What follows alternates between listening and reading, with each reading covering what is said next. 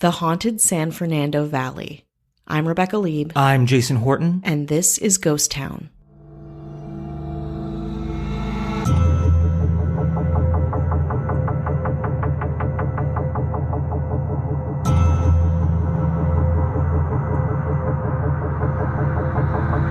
In the San Fernando Valley, there is a house consumed by evil. Nestled in the Reseda neighborhood of LA, there's voices, apparitions, and possessions. This house was made famous by Ghost Adventures, Season 13, Episode 4, from October 15th, 2016, Reseda House of Evil, and it seems to be a fan favorite. Before we go there, very quickly, we did some updates to our Patreon that you might be interested in. You might be. Patreon.com/GhostTownPod. Check that out. Ooh, they're good. I'll say it. I'll be brave enough to say that I think our Patreon looks good. Will you be brave enough to go up to Reseda?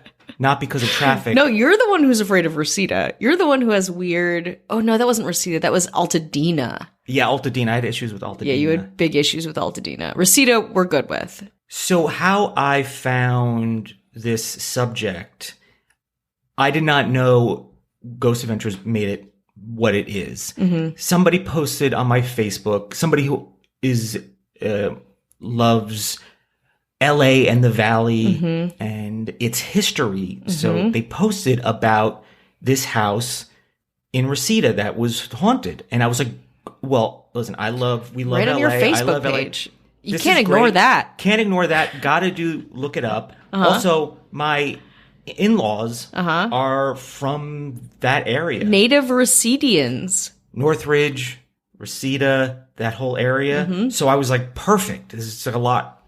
It checks a lot of boxes for me. And then in doing the research, it's really Ghost Adventures that made it what it is. And that's fine, and that's great. And that's great. I mean, an October 15th episode of something. It's the Halloween wind up. They're getting ready. They're getting momentum. As we know, Halloween is really the time of October is the time for podcasts like to us. really cash in. Yeah, to really get in there. But you know, Ghost Adventures especially, I think. So it's a big deal. It's a heavy hitter, is what I'm saying. Big app. And it seemed to be one that people really liked the episode. I was like, great, perfect. So there's not a ton of information to be found outside of what they've already covered. And I was like, well, what can we bring to the table? Yeah. What's something new beside our opinion, beside our point of view? And we have a... Oh, yeah. Ace in the pocket. Yeah, I don't know if it was Ace in the hole. Maybe it's Ace in the hole. Maybe I'm wrong. I don't know, but we have that. Yes.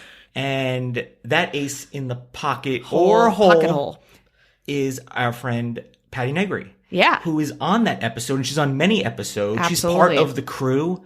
You know, in her, kind of bringing a medium, clairvoyant, psychic, that whole thing to it. And we love her. She's oh my great. God, she's great. Her book is wonderfully magical. Like, she was a blast to talk to on her podcast, Witching Hour. Yeah, we were on her podcast, Witching Hour. And I think her website's pattinegri.com. Yeah, But she's awesome. after the break, we're going to play audio that is exclusive to Ghost Town, I suppose. I mean, I'm going to say Ghost Town exclusive.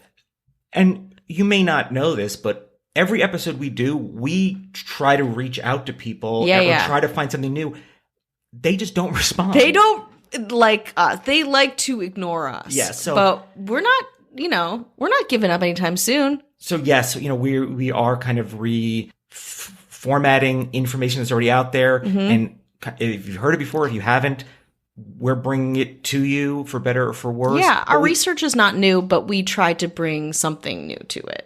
Every single episode, maybe there might be some from like 1884 or the 1300s. Like you're not going to. We don't do a lot of that, but but things that are relatively current. Yes, we updates. We try to do that. In fact, Tom Reed from the Berkshire UFO episode emailed me again, and I put some of the information, polygraph results, some YouTube videos. He sent that to me, and I put it on our Ghost Town Facebook, which is just Ghost Town Pod in the community within there. That's open. Join it. stuff going on our Facebook, really. But I've been putting what Tom has been sending me to share to get it out there for people that might be interested in. I appreciate Tom doing that. Thank you. And I'm sure he's like, yeah, I want to, also get the word out there beyond what Unsolved Mysteries has done. For sure. There was no intention on doing a show recap of Ghost Adventures. And I'll be honest with you, I've never watched an episode. Mm-hmm. I'm familiar with the show itself, a little bit of the format and the hosts, and of course, Patti being involved, but I've never watched an episode. So for me, it was a new experience on a few different levels, the format of the show and the subject matter and Los Angeles, and putting all those things together in my mind. Yeah. I've watched a smattering of ghost shows, but I'm also like not super familiar. I think, as much as I love ghost stuff, like that sector is not super familiar to me, but also very scary. Like I think my closest is Paranormal Witness, and that stuff, like I love all the things we cover, but ghost stuff, especially seeing it, can get very scary for someone like me alone. Well, this episode is gonna hit the spot. Oh yeah. I'm gonna say it's a little bit racy aspects. It's a tragic on a lot of aspects, but it's very interesting, and they do a great job. I mean, the entertainment value is absolutely there. The enthusiasm and information is there. And the ghosts. And the ghosts are there. Oh boy. I guess, it depends on what you think is there or not. Me, I'm a huge skeptic, but they did a really good job making me, take that skeptic hat off for a second, which I always do. I love it. Chipping away your belief system. I don't want people to stop believing. I don't want them to stop sharing. That doesn't help me or make me feel better in any way. I just need to come at it with a slight bit of skepticism, but my heart is open. Jason's heart is open. My mind is closed. His mind is it's done. Shut. Heart wide open. Yeah, heart is like out there bleeding out. I'm going to read the description from Ghost Adventures. So I don't know if I'm saying Ghost Adventures or Ghost Adventurers. We apologize. Both mean both. Yeah, adventures with adventurers. Yeah. I don't know if adventurer is a word, but the adventurers. Go at the end, I don't know. So here's their description just to give you the show's version of what is going to happen, which is what's going to happen. All right. Ghost Adventures, Reseda House of Evil. There is a home so evil in Reseda, California that affects all who dare to enter it. Inhabitants are becoming drug addicts, and many have committed suicide. Zach Baggins and the crew struggle to keep their sanity when this dangerous investigation quickly turns into an emotional nightmare. Hey. And it is very tense to watch because regardless of what you think, when you're there in the dark with just infrared, that's terrible. I wouldn't be any different. I wouldn't be any braver or cavalier about it in any means, no matter what you think it is. And you have, they're in somewhat close quarters. They have their equipment and the different personalities kind of mixing together. So it's a real pressure cooker of haunts. Ooh. Couple of facts. I just went in, took some notes on what's going on. I suggest definitely watch the episode. Someone has died in every single room of the house. Every room. We got bathrooms, we got living rooms, we got bedrooms, hallways, staircases, basement, attic, garage, second garage, rec room, indoor fitness pool, outdoor pool, pool, center, exactly. Trampoline, terraria, or what's the area that you grow plants in? Greenhouse. Yes. Petting zoo. Good. Private cinema, second private cinema. Bowling alley. Exactly. Rodent freak farm. Exactly. The rodent freak farm is the there. Rodent freak farm, the hot air balloon nestling center. Every room. That's insane. No, the hot air balloon has been cleared. It's been clean. It's been cleared. I'm trying to understand. This is where I was trying to find out kind of the origin of the house, and we'll get that from Patti after the break, which I was very thankful for. She answered a couple of questions that I had, and the house I've driven past it a zillion times. That's what makes it so interesting to me. So I was like, wow, I know where this is. I've driven past this so many times. You said no to drugs so many times. Yeah, I mean, people didn't even ask me. They're like, I don't. They're like, okay, who are you? I was so uncool. Like, I never even got offered crack. When everyone was like, yeah, I got offered crack. You ever hear crack got offered? I was like, yeah, me too. And like, no, you liar. I was bad for, like, the crack PR. Wow. Yeah, I was not good for it. They didn't want this face being associated no, why would they? with a highly addictive drug. But it seems like it's a place where people that had perhaps, and I'm speculating, similar backgrounds, like a lot of different roommates. And, the valley's very suburban. I often ask my wife, Michelle, who grew up there, like, what's the deal? What's the vibe in the different areas? And, it is a suburb, and it was obviously very popular in the 50s and 60s, the valley and Encino would kind of grow. And it's very new, especially compared to downtown Los Angeles, say. And of course, there's drugs everywhere. And I wasn't sure if it's a place where people that were already had issues with drugs lived and it got worse there because of the ghost, or they also made it seem like the ghost kind of perpetuated it. Hard to say about people's mental states. And it's, the few people they interviewed obviously were very troubled by what was happening or allegedly happening. And also, within their own lives, very tough. And you first meet Devin Klein, and he talks about the house's, I think, owner, or I don't know about original owner, but owner, John Dominic. And John Dominic was a drug dealer. And the belief is that his drug dealing, the negativity of that, which is, all negative. We're talking heroin. Yeah. Talking, we're not talking sugar and coffee. No. But they are a drug. That's right. And illegal. They're illegal. You can buy some from me at a high markup. Yeah, you don't want to do a speedball of ibuprofen and Diet Coke. You know what I mean? Oh, it's my dangerous. God. Glory days. Ugh. But it seems like he is kind of where it kind of was born from, and he also died in that house. So this guy, John Dominic, I looked up John Dominic. I wanted to see what's up with John Dominic. Couldn't find anything that necessarily was this John Dominic. Oh, two when you're first talking names. about drugs and Los Angeles and a name John, I mean, you're like, good luck, sir. But I did look, and I'm sure there might be more information out there. And then we find out that the property kind of feeds on the drug addiction and the people there, and it kind of somewhat of a circular thing. And it's tough to hear this guy, Devin, talk. I mean, it's tough. I got to imagine he's probably been through a lot and is going through a lot, and is just kind of the retelling of and bringing these things up. It can't be easy for him. And I really kind of felt for him. And then you meet Malia, and the thing about Malia is what they talk about, and they eventually talk to him, is it was believed that he was paranoid schizophrenic. That still may very well be true.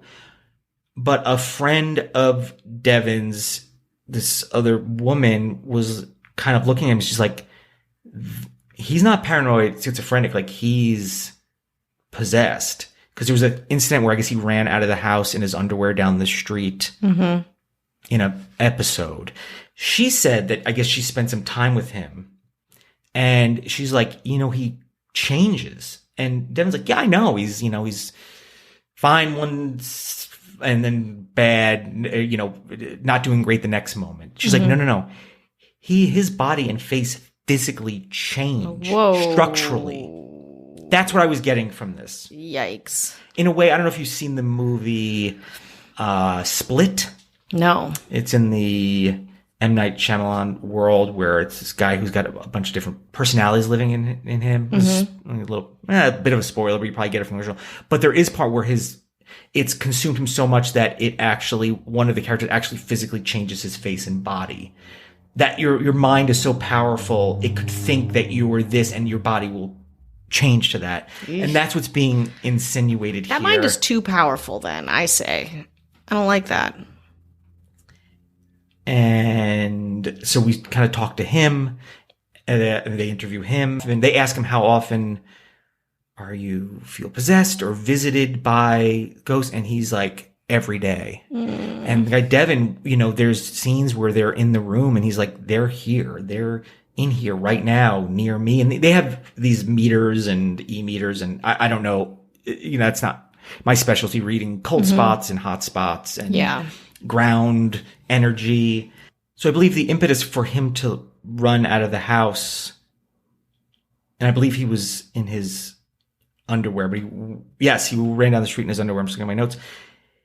He said one of the demons told him that it was a dangerous place and to leave, kind of warning him, like, nothing good can happen for you here. So in a sense, it was helpful. A helpful demon. Speaking of helpful. The ghost sex. I'm listening. I wasn't listening before, but now I'm listening. Just kidding, I'm always listening. There has been a lot of negativity with the ghosts and the inhabitants being like pushed and pulled. And I haven't talked about it yet, but I've had incidents of that very recently. We've talked about it, but we haven't officially. Yeah, and that'll be an official. That's going to be a little nugget you're going to wait for. But there's also some touching and whatever you want to call it, heavy petting, inappropriate ghost touching, but not in a harmful way. No, in a fun, sexy way. I guess in a incubus succubus way. Oh, and I guess that's not necessarily bad. I'm not, an expert in this, but that's not necessarily bad. So they have been touched by ghosts. Ghosts can be a little like, not. They want it.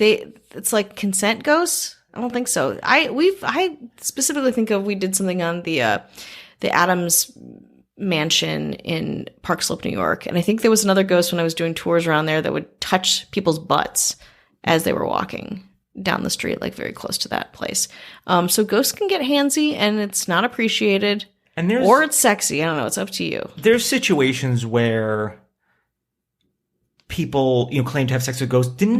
Isn't I got that article sent to me maybe 6 times about the woman who claimed to have sex with a ghost and then marry it. I think it was a pirate ghost. Yeah. I was like, stop it. And I was single at the time too, and I was like, what are you trying to say? Kind of a thing. And yeah, that was a real like life check for me personally. But I think that happened last year? Yeah, it was pretty recent. Now, our friend Patti, on the show, she's like, she had a lot of trouble trying to clear this, and she normally, I guess, does pretty well with that. And she's like, it's a tough nut to crack as far, project. But we will hear from Patti and some additional information that you might not necessarily get from the show. You won't get from the show and it's somewhat exclusive to Ghost Town, at least in this context. This episode's all about exclusivity and ghost sex. But what's not exclusive is this break. Have you tried Green Chef yet? It's a USDA certified organic company that makes eating well, easy and affordable with plans to fit every kind of lifestyle. Here's how it works. Green Chef lets you choose from a wide array of easy to follow lifestyles with select organic ingredients. Meal plans include paleo, plant-powered, keto, and balanced living. Ingredients come pre-measured, perfectly portioned, and mostly prepped. Everything gets hand-picked and delivered right to your door. When it's at my place, the recipes are quick and easy with step-by-step instructions, chef tips, and photos to guide you along, photos and recipes even I can follow. It's true. Green Chef makes cooking easy with dinner options that work around your lifestyle, not the other way around. Green Chef pretty much does everything: meal planning, grocery shopping, most of the prep for you week after week. Recipes include pre-made measured sauces, dressings, and spices, so you don't have to buy too much and you use everything. Simple. I'm not a fan of waste, so when I get my Green Chef box, I love the detailed instructions on how to recycle every piece of plastic. That's because Green Chef is the most sustainable meal kit, offsetting 100% of its direct carbon emissions and plastic packaging in every box. I also love the things like vinegar and rosemary that come in these teeny tiny little bottles, very adorable, like when I order vodka on an airplane, but healthier. I got the plant-powered meals and the cauliflower and kale salad. So good. Yum. And Green Chef offers contactless delivery to your doorstep for easy home cooking. It is all so easy. Also, Green Chef is now owned by HelloFresh to offer a wider array of meal plans to choose from. We tried both in the past month and both did not disappoint. Now y'all can enjoy both brands at a discount. Just use code GHOSTTOWN80 to get $80 off your first month plus free shipping on your first box. Go to greenchef.com/GhostTown80 to redeem and for more details. That's right. Use GhostTown80 to get $80 off your first month plus free shipping on your first box. Go to greenchef.com/GhostTown80 to redeem and for more details.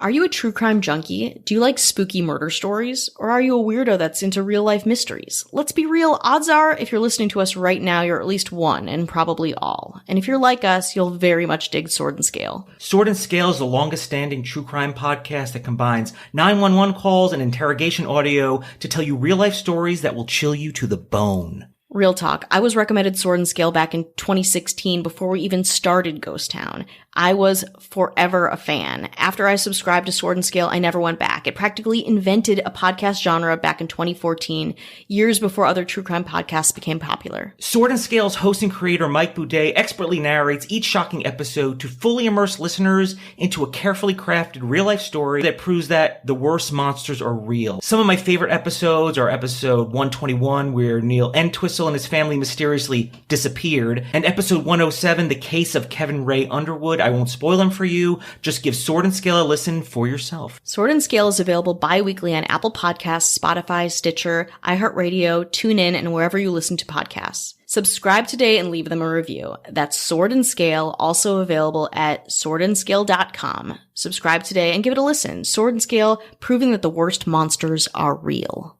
Hello. Hi. We're back. How are you? This is the check-in. Checking in on your mental health. How's everything? How are you feeling? How are you doing?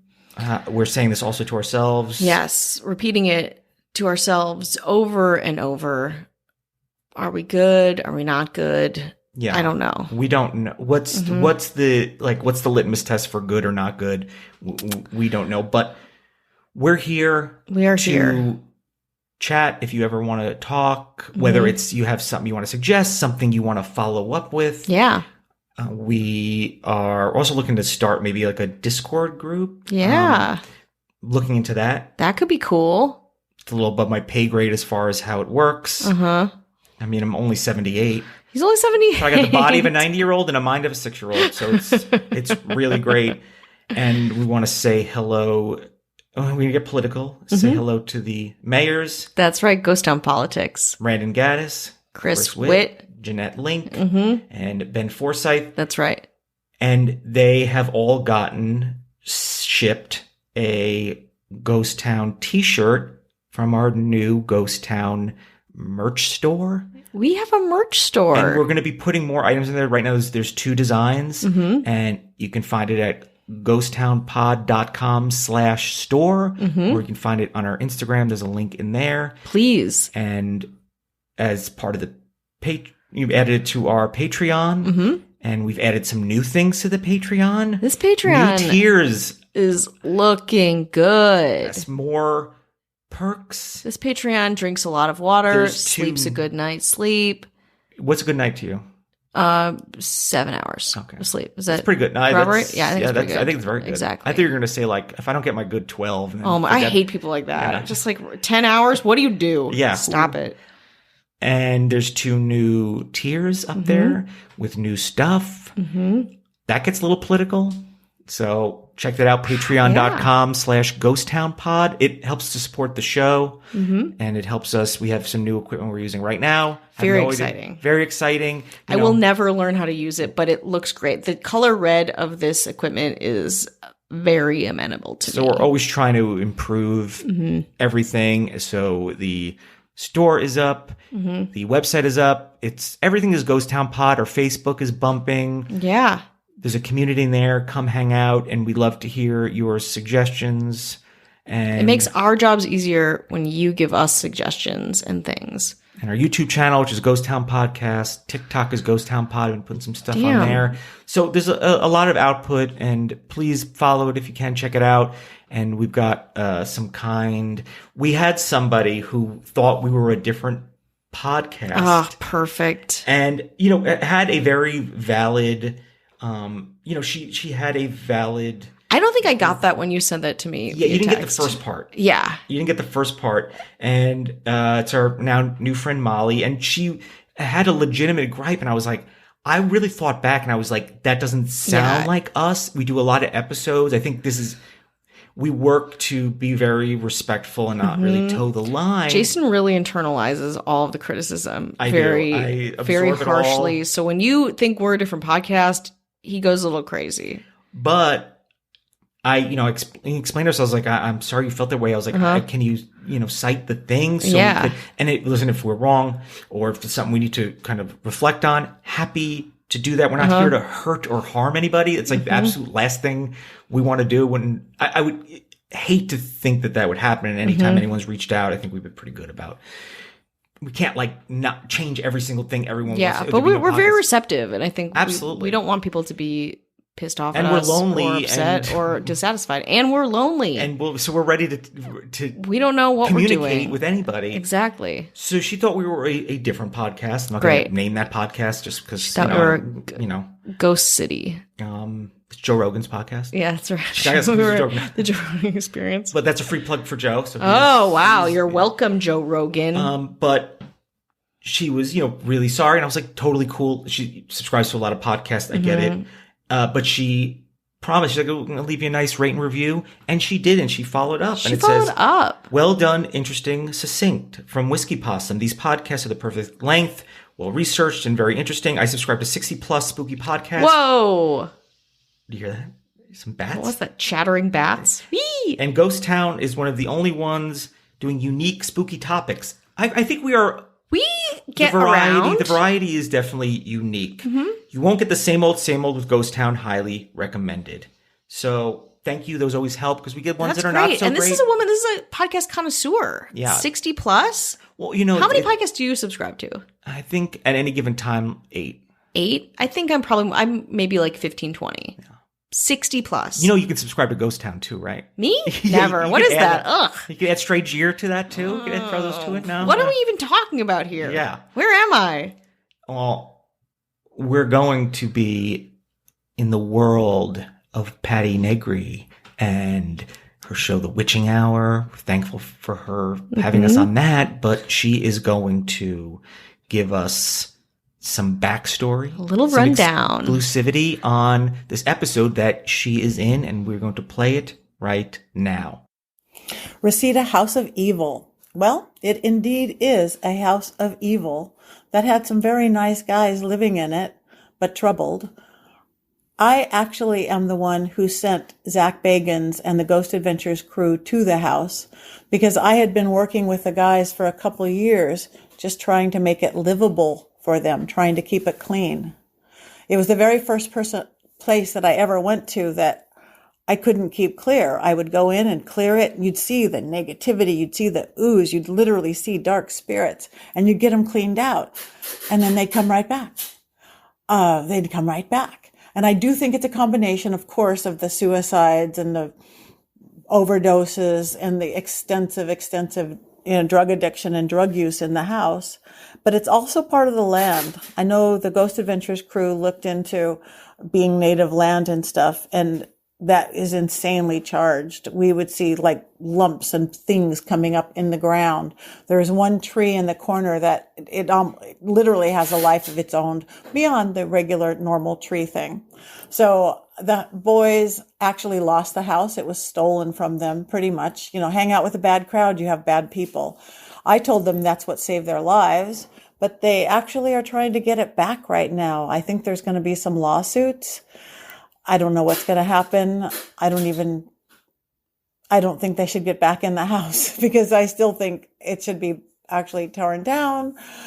And there was actually, this is not known by anyone, there was another death after Ghost Adventures crew was there. And it was somebody very famous's daughter. I met her. When I would go try to help the guys, how to clear the house, try to show them how to clear it themselves, she would be there and we would speak. She was a gifted young woman, but again, very troubled and did have an addiction problem. And she OD'd right there in the house soon after we filmed the episode of Ghost Adventures. So it indeed is a house of evil. Huh? Wow. Pretty interesting. Don't you want to know who that daughter is? I immediately, and not to be invasive, but I couldn't help it. And I did not ask her. Don't ask me. She already gave it. That's a juicy clip.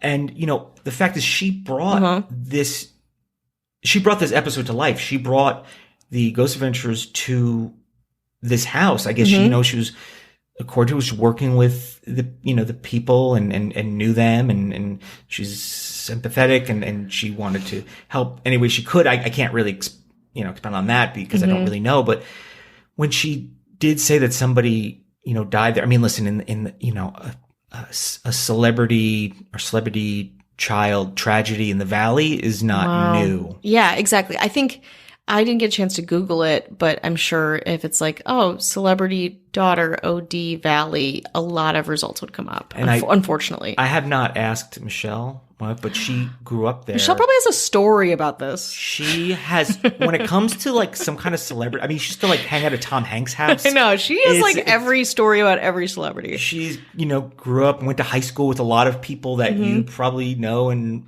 have won Oscars and stuff like that. Yeah. Very interesting. But if I put it together, she might know. She could probably narrow it down, especially if she knows like the 5-year time span. Yeah, get Michelle on this. I might ask her, but I don't. Again, like I didn't want to ask Patti because I didn't want to put her in the position. Yeah, it's none of my business to at least ask her. Well, if she wanted to tell us, she would have told us in that clip, right? And it's not. Is it important to the episode? No, but it's interesting to the place where the episode took place, and that's really where our an initial interest lies. For sure. So that was a little something. Some things you're not just getting me regurgitating the episode. I mean, yes.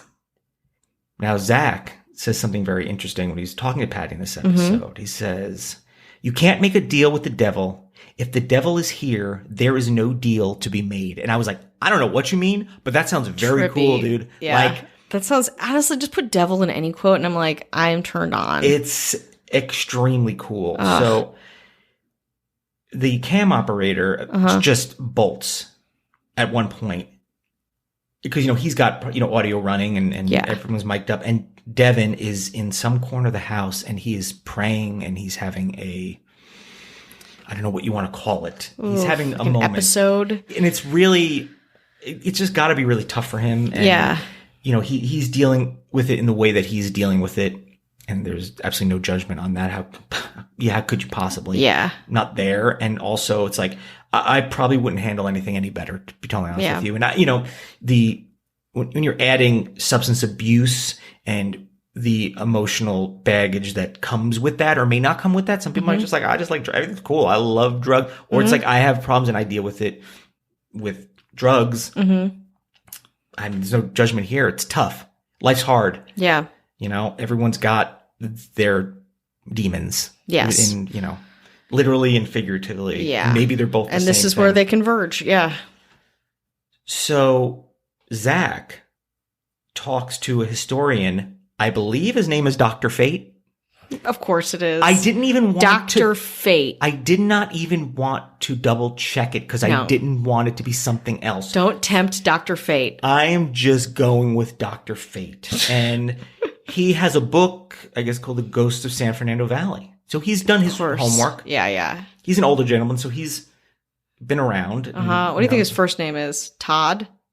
Kevin, Blake Fate. So the mention of Indian burial grounds come up. Oh, okay. And the 1994 Northridge earthquake, which we've done an episode on. We talked about that. We talked about it in our live show because my wife, Michelle, was in it. She lived it. She lived it. And if she didn't go sleep over her friends that night, because you don't know the Northridge earthquake is coming, she'd be a goner.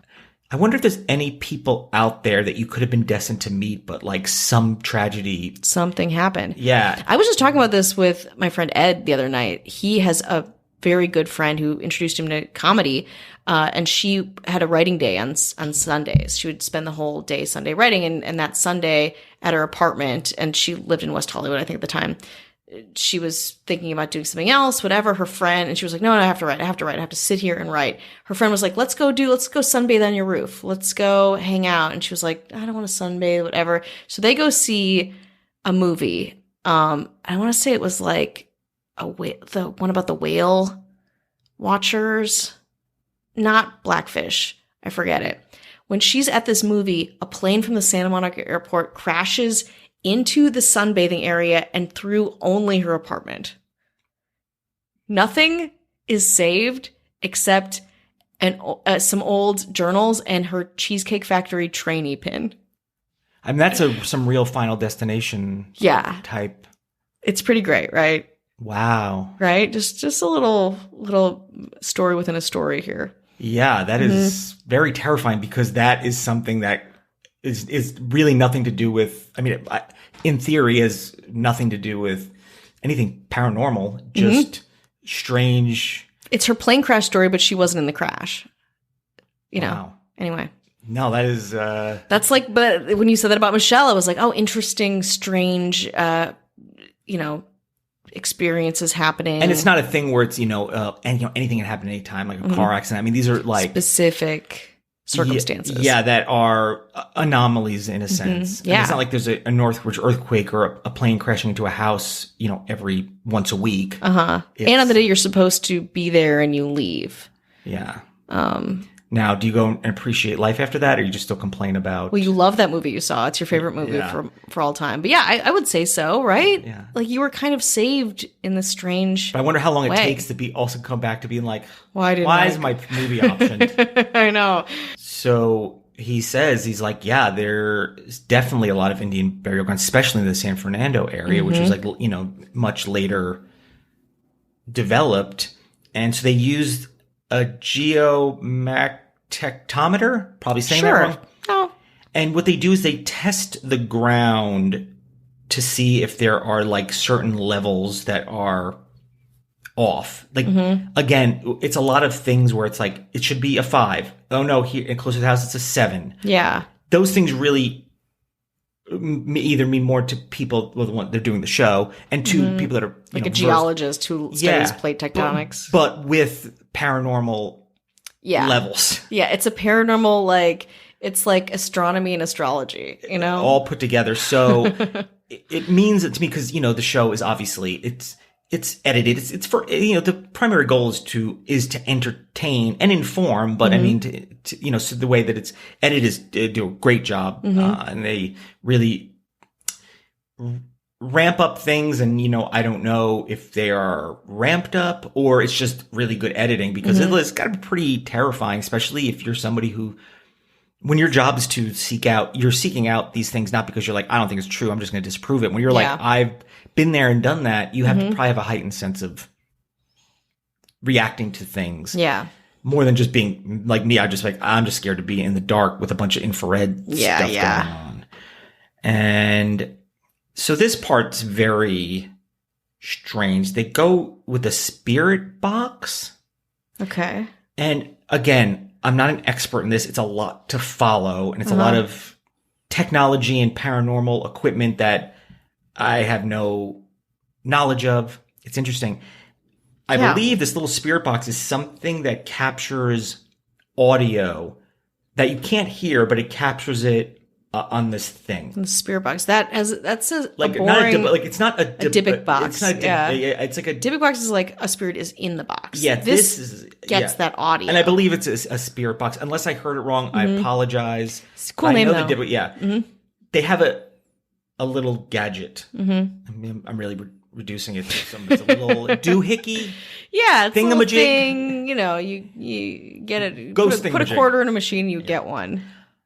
So they record it, and then when they play it back, you hear these, and it, I don't know how this is where it comes from, but you hear things. Like, you hear strange, things. Like, one was, I think it was Gonna Suck It. Oh, hell yeah. That was, and it's a very... That's a horny ghost. Very strange things, like, like, I'm in here, or like, go, or, and it's very strange when they play it back. I don't know what the deal with that is. I'm just kind of along for the ride. Yeah. because I think there was one of the original hosts, his name is Aaron, who's left the show in 2014. Mm-hmm. I just read some articles with him. I was like, oh, why'd you leave the show? I'm just trying to get, obviously he's like, I'm done. He, I guess, was maybe at odds with the show or the producers. And he was like, I was trying to get a little. He didn't just want his life back. I think what he said was when the show first started, like things were so authentic, and as time goes on, and his producers got their hands in it, and the Travel Channel, and listen, that happens with everything. Yeah, that's not news, and that does not surprise me. Also, the point of views of different people around a ghost hunting show are probably very at odds at different times. Yeah. Who's brought in your philosophy on this thing? Yeah, it's got to be more complicated. And he said that things are amped up and faked, and they would go back and have to redo things if it wasn't enough. I believe that could be an issue, not to take away from the things that may or may not be happening, but it doesn't surprise me that a suit is like, hey, give us, I don't care how many gadgets you use. I was like, we need this to be entertaining from minute 1 to minute 39, or whatever it is. Primarily entertainment. But he mentioned that they would have crew members record little voice, not their like little voice things. And of course, the producers say that he's just bitter about what's going on. Sure. Either way, whatever is happening, whatever is done, it is very cool. And it's just hearing those little things. That sounds because it doesn't sound like, hey, what's up, dude? It kind of, it's like a very kind of like fast, and I don't know if it's augmented or. Is it like this? No, it's not even like that. Is it like this? No, it'd be like, a second. Like that. Oh, that's even scarier than right? anything I could imagine. That's like the JonBenet Ramsey, that CBS special where they like parsed some audio from the 911 call, and it was like this thing, and you're like, what is this? But it feels like that, like as quick, and you're like, I play it back, play it again.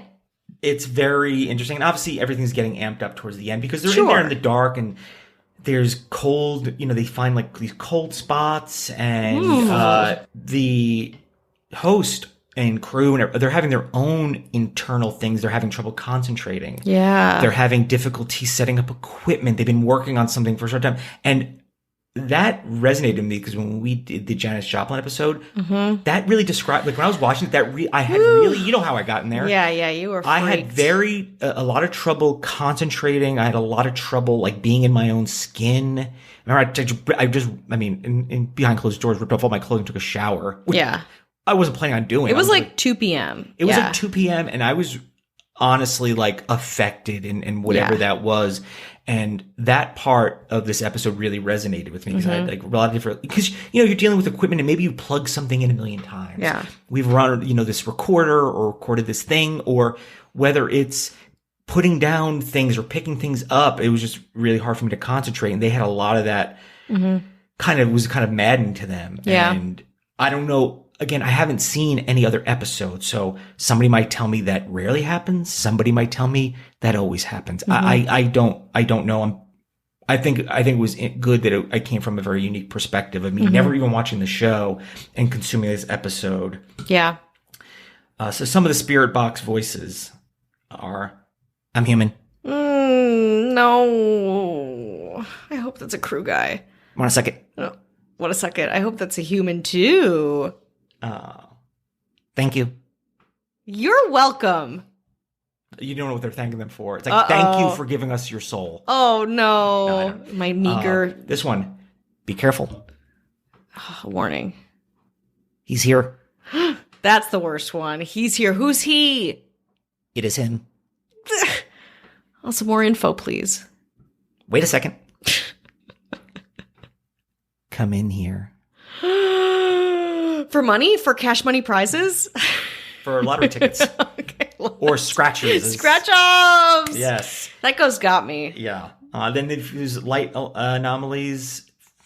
And again, these are a lot of things you're looking at. And I was like, I don't know what this means to whatever. Yeah. Now, to cap this off, there is a photo from one of the kind of infrared night vision. Yeah, whatever. like a still from the show. They do not mention it on the show, but people who watched the show saw it. I don't know how, or again, I'm really trying to come to terms with this. You see the host, Zach, he's in a room and you see clearly a scary face behind him. I don't know if when the editors, they saw this, they were just like, whoa, we didn't see that. We'll just put it out there without like any kind of preface. Because in editing, you can literally have a voiceover and like, yeah, we saw this, scary thing. Exactly. And I think, viewers found it. And I don't know if that was, intentional. I can only speculate, but it is very, very, very scary. Yeah, it looks like it's like an Easter egg, but like not really. It's like there's a shelf and and it looks like a jar, like a bucket on the shelf, but like half of the jar is a head, a human head. And that's really genius if they knew about it or doctored it or whatever and just didn't mention it, because having those Easter eggs for fans is probably the best thing ever. But it is truly terrifying. Yeah, they could have sitting there watching this, like, I don't know, their everyday lives, they see strange stuff. They're like, whoa, it's like, should we go in and do a voice? Which, during editing, it's like, no, let's just leave it. Yeah.